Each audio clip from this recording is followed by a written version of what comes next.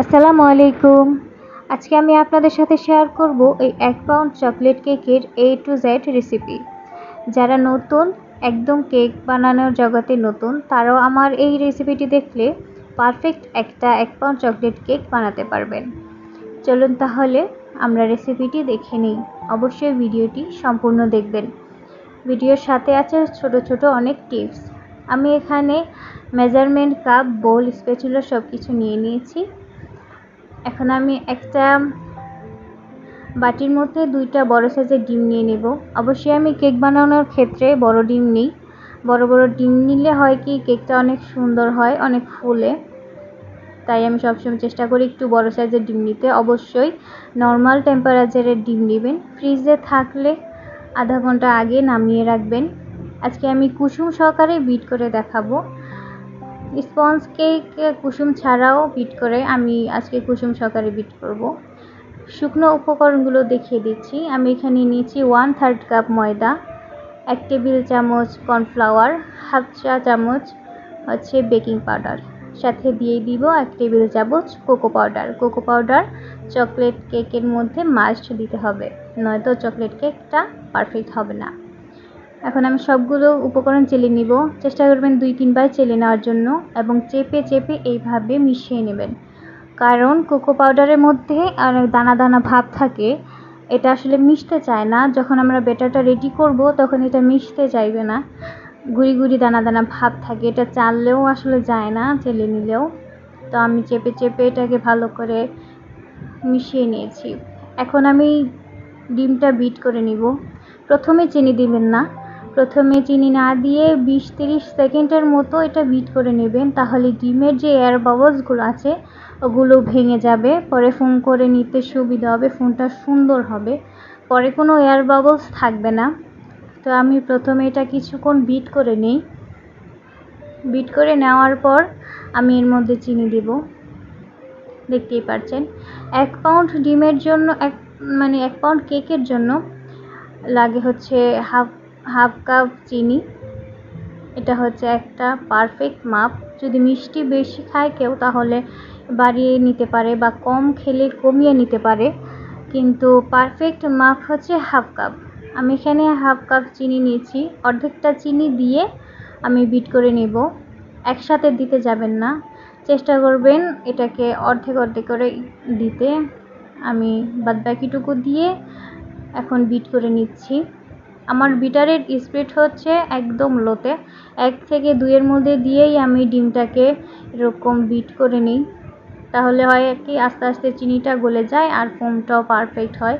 যদি আপনি তাড়াতাড়ি করতে গিয়ে বিটারের স্পিড বাড়িয়ে দেন তাহলে দেখা যাবে চিনিটা আর গলছে না, ফোমটা হয়ে গেছে, চিনিটা আর গলছে না। দেখুন আমার ফোমটা রেডি। যখন এরকম দাগ দিলে দাগটা স্পষ্ট বোঝা যাবে, কয়েক সেকেন্ড থাকবে, তখন মনে করবেন যে আপনার ফোমটা হয়ে গেছে। এখন আমি এখানে দিয়ে দিচ্ছি চকলেট ইমালশন 1 চামচের মতো। তারপর আমি আবার বিট করে এটাকে ভালোভাবে মিশিয়ে নিচ্ছি। দেখুন আমার ফোমটা একদম রেডি। আমি কোনো তেল ব্যবহার করিনি। স্পঞ্জ কেকে আসলে আমি তেল সবসময় দিই না, এটা অপশনাল। চাইলে 1 চামচ পরিমাণ দিতে পারেন, আর না চাইলে না। আমি শুকনো উপকরণগুলো দিয়ে দিচ্ছি অর্ধেক দিয়ে, তারপর আমি মিশিয়ে নিচ্ছি। এদিকে লক্ষ্য রাখবেন এই ব্যাটারটা মেশানোর সময় শুকনো উপকরণগুলো একবারে দিবেন না, অল্প অল্প করে দিয়ে নেবেন। 2 বারে অথবা 3 বারে দিয়ে নেবেন এবং খুব আলতো হাতে মিশিয়ে নেবেন।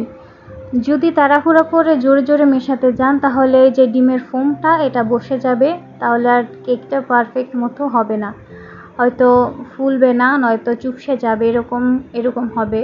আসলে এই কেকগুলো অনেক সেনসিটিভ হয়। চকলেট কেক বা স্পঞ্জ কেক বলতেই সেনসিটিভ, খুব মনোযোগ সহকারে এটার মধ্যে আস্তে আস্তে যত্ন করে তারপর এটা বানাতে হয়। দেখুন আমি কিন্তু আরও আস্তে মিশিয়েছি, মানে ভিডিওটা লম্বা হয়ে যাবে তাই এটার স্পিডটা একটু বাড়ানো, কিন্তু আমি আরও আস্তে মিশিয়েছি।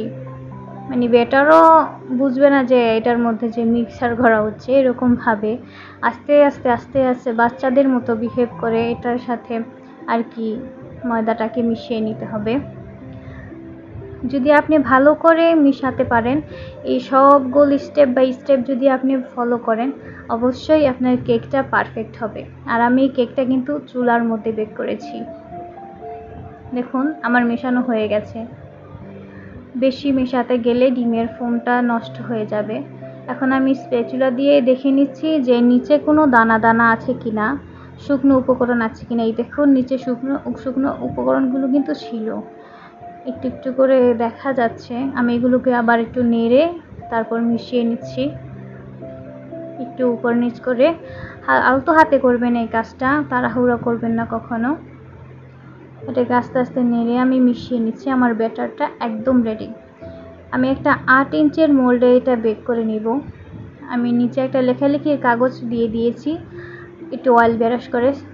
অয়েল ব্রাশটা শুধু নিচেই করবেন, সাইডে করবেন না, তাহলে হবে কি কেকটা চুপসে যাবে। এই দিকটা লক্ষ্য রাখবেন। আপনাদের কাছে বেকিং পেপার না থাকলে লেখালেখির কাগজে আমি যেরকমভাবে দিয়েছি এরকমভাবে দিয়েও আপনারা কেকটাকে বেক করে নিতে পারবেন, কোনো সমস্যা নেই।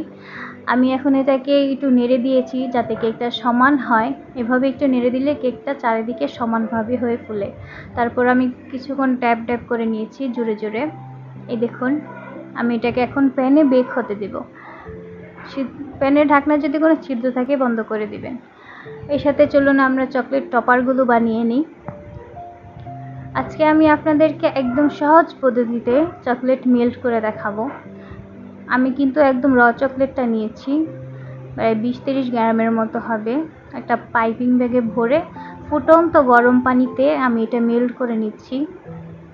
অবশ্যই ডিটেলসে বলতে গেলে ভিডিওটা বড় হয়ে যায়, তাই আমি খুব তাড়াতাড়ি দেখাচ্ছি। আমি একটু করে চুবাচ্ছি আর হাতে একটু প্রেস করে নিচ্ছি। একসাথে দিলে হয় কি এটা মেল্ট হতে সময় লাগবে, তো আমি একটু করে গরম পানিতে দিচ্ছি, একদম ফুটন্ত গরম পানি এর মধ্যে দিচ্ছি আর একটু মেল্ট করে নিচ্ছি। দেখুন আমি কিভাবে করছি, দেখতেই পাচ্ছেন আমার চকলেটটা কিন্তু একবারে মেল্ট হয়ে গেছে। এটা কিন্তু র চকলেট, এটার মধ্যে কোনো কিছু মিক্সার করিনি, ডার্ক চকলেট। আমি যে ডার্ক চকলেটটা নিয়েছি এটা হচ্ছে লুসানের। আমি ব্লু ব্লেডটাও ব্যবহার করি, তো এখন আমি লুসানের চকলেটটা নিয়েছি। দেখুন আমার চকলেটটা কিন্তু হয়ে গেছে, পুরোপুরি মেল্ট করা হয়ে গেলে আমি এখন এই চকলেট টপারের মধ্যে চকলেটটা দিয়ে দেব। আমি পাইপিং ব্যাগের মাথাটা একটু কেটে তারপর হচ্ছে 5-6টা টপার বানিয়ে নেব, যেহেতু আমার এখন এতগুলো টপার লাগবে না। 1 পাউন্ডের জন্য আমি আর কি অল্প কিছু টপার বানাবো। আমি এই তো একটু একটু করে এই মোল্ডের মধ্যে দিয়ে দেব। এই চকলেট মোল্ডগুলো আপনি বেকিং শপে পেয়ে যাবেন, যে কোনো বেকিং শপে এই মোল্ডগুলো বিক্রি করে। আমি এখন স্প্যাচুলা দিয়ে এগুলোকে একটু সমান সমান করে দেব, চেপে চেপে একটু সমান করে দেব। অবশ্যই এই কাজটা কিন্তু গরম অবস্থায় করতে হবে, কারণ চকলেট যদি ঠান্ডা হয়ে যায় তাহলে তো এটা জমে যাবে। আপনি গরম অবস্থায় এটা মোল্ডের মধ্যে দিয়ে তারপর এরকম সমান করে নেবেন। এই মোল্ডটাতে টপার বানানোটা একদম ইজি, যেইভাবেই দেন না কেন টপারটা হয়ে যাবে, একটুও ভাঙবে না, একটুও নষ্ট হবে না। এই মোল্ডটা আমার অনেক পছন্দের একটা মোল্ড, তো আমি এভাবে চেপে চেপে দিয়ে ভালো করে বসিয়ে নিচ্ছি। বসিয়ে নেওয়া হয়ে গেলে আমি এটাকে ডিপ ফ্রিজে 3 থেকে 4 মিনিট রাখবো, এর বেশি রাখবো না। বেশি রাখলে হয় কি চকলেটটা নষ্ট হয়ে যেতে পারে বা ফেটে যেতে পারে। তো আমি 3-4 মিনিটের জন্য এটাকে ডিপ ফ্রিজে সেট হতে দেব। আমার দেওয়া কিন্তু হয়ে গেছে। উপরে একটু এবড়ো থেবড়ো দেখা যাচ্ছে, এটা কোনো সমস্যা না। যখন এটা সেট হয়ে যাবে ঠিক হয়ে যাবে। আমি সাইডের যে চকলেটগুলো ছিল ওগুলো একটু সরিয়ে দিয়েছি। দেখুন আমি কিভাবে দিয়েছি। ভালো করে এটাকে মিশিয়ে নেবেন। এখন আমি এটাকে ডিপ ফ্রিজে সেট হতে দেব। এখানে আমার কেকটাও হয়ে গেছে দেখুন, মাশাআল্লাহ। এটা আমি 30 মিনিটের মতো চুলায় বেক করেছি। 30 মিনিট পরে ঠান্ডা করে তারপর আপনাদেরকে দেখাচ্ছি। গরম অবস্থায়ও মোল্ড আউট করতে পারেন, কিন্তু আমি মোল্ড আউট গরম অবস্থায় করি না। আমি কেকটাকে একদম ঠান্ডা করে নিয়েছি, দেখতেই পাচ্ছেন। কতটা স্পঞ্জি হয়েছে, কতটা পারফেক্ট হয়েছে, একটু চুপসায়নি। এখন আমি এটাকে 2টা স্লাইস করে নেব। যেহেতু 1 পাউন্ডের কেক, 1 পাউন্ডের কেকের মধ্যে 2টা স্লাইসই যথেষ্ট, কারণ 1 কাপ ক্রিম দিয়ে আমি এটা ডেকোরেশন করব। তো আমি এখানে একটা বরফের বোলের মধ্যে উপরে একটা স্টিলের বল নিয়ে নিচ্ছি। যেহেতু গরমের দিন, আমি 1 কাপ হুইপড ক্রিম নিয়ে নেব। আমি ট্রপিক্যাল হুইপড ক্রিমটা নিয়েছি। 1 পাউন্ডের জন্য 1 কাপ ক্রিমই যথেষ্ট। চেষ্টা করবেন গরমের মধ্যে ক্রিমের কাজটা সকালে অথবা রাতে করতে। আর ক্রিম বিট করার সময় নিচে একটা বরফের বল অথবা বরফের কিউব দিয়ে তারপর ক্রিমটা বিট করতে। অবশ্যই বরফ ঠান্ডা ক্রিম নেবেন। ডিপ ফ্রিজ থেকে নামিয়ে আধা ঘন্টা পরেই দেখবেন এটা গলে গেছে। তারপর একদম বরফ ঠান্ডা 1 কাপ হুইপড ক্রিম নিয়ে এভাবে বিট করতে থাকবেন। বরফের বাটির নিচেই বিট করলে আসলে তাড়াতাড়ি হয়ে যায়। এখন আমি এর মধ্যে দিয়ে দেব চকলেট গানাশ। চকলেট কেকের ক্রিম বানাতে অবশ্যই চকলেট গানাশ ব্যবহার করবেন। আর চকলেট গানাশটা ব্যবহার করলে হয় কি, ক্রিমটা অনেক স্টিফ থাকে, গলে যায় না। চকলেট গানাশের ভিডিও একদিন আপনাদের সাথে আমি শেয়ার করব। চকলেট গানাশটার রেশিও হচ্ছে যে যতটুকু চকলেট নেবেন তার অর্ধেক নেবেন হুইপড ক্রিম। এটাকে মিশিয়ে তারপর গরম পানির মধ্যে এটাকে মেল্ট করে নেবেন। আমি একদিন আপনাদের সাথে এই ভিডিওটা শেয়ার করব। আমি যতটুকু নিয়েছি 100 গ্রামের মতো চকলেট গানাশ করে নিয়েছি, 50 ভাগ এখানে দিয়ে দিয়েছি, আর অর্ধেকটা রেখেছি ডেকোরেশনের জন্য। আমি এটাকে ভালোভাবে বিট করে নিয়েছি, দেখতেই পাচ্ছেন। এলোপাথারি বিট না করে এক সাইড থেকে বিট করবেন। বিট করতে করতে যখন 90% স্টিফ হয়ে যাবে তখন আমি এর মধ্যে দিয়ে দেব হচ্ছে চকলেট এসেন্স। এটা দিলে সুন্দর একটা ফ্লেভার আসে। এমনিতেও চকলেট দিয়েছি, ক্রিমটা খেতে খুব ভালো হবে। তারপরও আমি এসেন্স দিব, কারণ চকলেট কেকে এসেন্সটা ব্যবহার করলে কেকটা আরও ভালো হয়। আমি কোনো আইসিং সুগার ব্যবহার করিনি, কারণ যেহেতু চকলেটটা মিষ্টি, আবার ট্রপিক্যাল ক্রিমটাও অনেক মিষ্টি হয়, সেহেতু আমি কোনো আইসিং সুগার দিইনি। চাইলে আপনারা দিতে পারেন যদি মিষ্টি খান। তাহলে আমার মনে হয় না চকলেট কেকে এত পরিমাণ মিষ্টির দরকার আছে। আমার ক্রিমটা হয়ে গেছে, এখন আমি কেকটা ডেকোরেশন করে আপনাদেরকে দেখাবো। বোর্ডের মধ্যে ক্রিম লাগিয়ে আমি একটা স্লাইসের উপর দিয়ে দিচ্ছি সুগার সিরাপ। আশা করি কম বেশি সবাই সুগার সিরাপ বানাতে পারেন। এটা হচ্ছে চিনি গলানো পানি, শরবত আর কি। গরম পানিতে চিনি দিয়ে আর কি সিরাপটা বানানো হয়। তো আমি সুগার সিরাপটা দিয়ে তারপরে এর মধ্যে ক্রিম দিয়ে দিচ্ছি।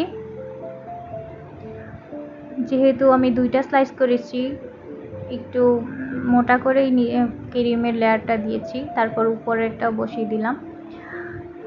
উপরের স্লাইসটা বসিয়ে আমি সুগার সিরাপ দিয়ে দিচ্ছি। সুগার সিরাপটা আসলে কেকটাকে অনেক ময়েস্ট রাখে, ড্রাই হতে দেয় না। আর সুগার সিরাপটা না দিলে কেকটা খেতে ভালো লাগে না। কেকের মধ্যে, স্পঞ্জ কেকের মধ্যে সুগার সিরাপটা অলমোস্ট দিতে হবে।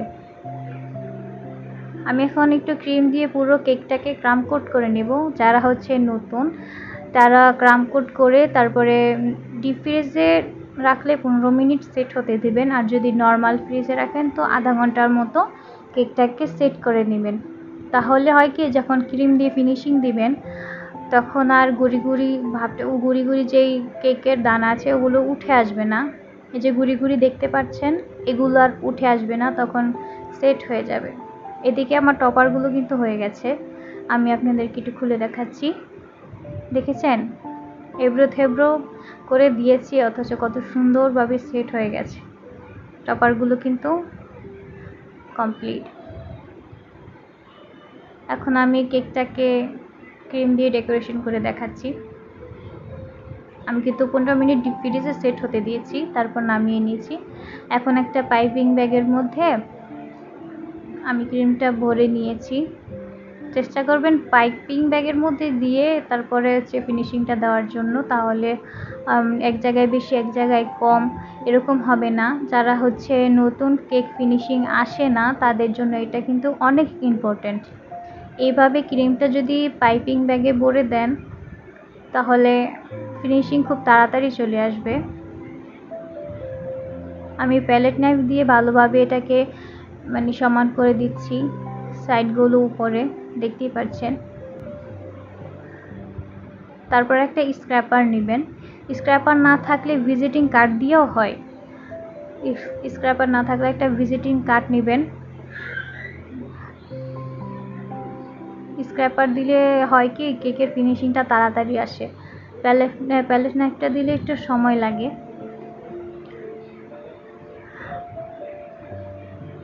কেকের ফিনিশিংটা হচ্ছে অনেক সময় সাপেক্ষ, সবার আসলে তাড়াতাড়ি হয় না, আমারও কিছুটা সময় লাগে। আসলে বেকিং জগতে ধৈর্যের কোনো তুলনাই হয় না, আপনাকে অবশ্যই অনেক ধৈর্যশীল হতে হবে, তাহলে আসলে আপনি এই কাজগুলো করতে পারবেন, শিখতে পারবেন। শেখার তো কোনো শেষ নেই। আমি যেসব পারি এরকমও না, আমি কিন্তু এখনও অনলাইন ক্লাস করি, এখনও শিখি, যার রেসিপি দেখি তারটাই মানে দেখি, তারটা দেখে দেখে চেষ্টা করি। আমি এখনও শিখছি, শেখার কোনো শেষ নেই। তো সবার আগে যেটা লাগবে সেটা হচ্ছে ধৈর্য। কাজের প্রতি ভালোবাসা থাকলে আসলে সবই সম্ভব। তো আমি একটা স্ক্র্যাপার নিয়ে নিয়েছি, এখন এটাকে ফিনিশিং দিয়ে নিচ্ছি। উপরেরটা একটা বাটার নাইফ দিয়ে, সরি এটা বাটার নাইফ না, এটা ব্রেড নাইফ। ব্রেড নাইফ দিয়ে আমি উপরটা সমান করে নিই, এটা আমি সবসময় করি। ব্রেড নাইফ দিয়ে উপরটা সমান করলে খুব তাড়াতাড়ি হয় আর ফিনিশিংটাও খুব ভালো হয়।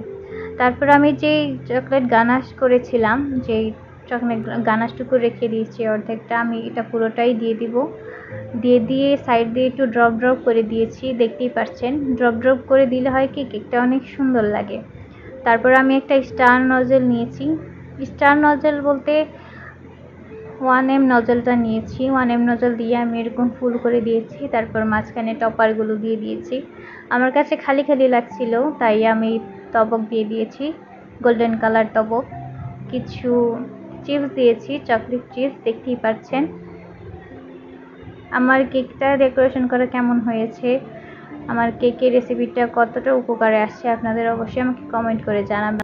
ভিডিওটি ভালো লাগলে অবশ্যই চ্যানেলটাকে সাবস্ক্রাইব করে পাশে থাকবেন। আল্লাহ হাফেজ।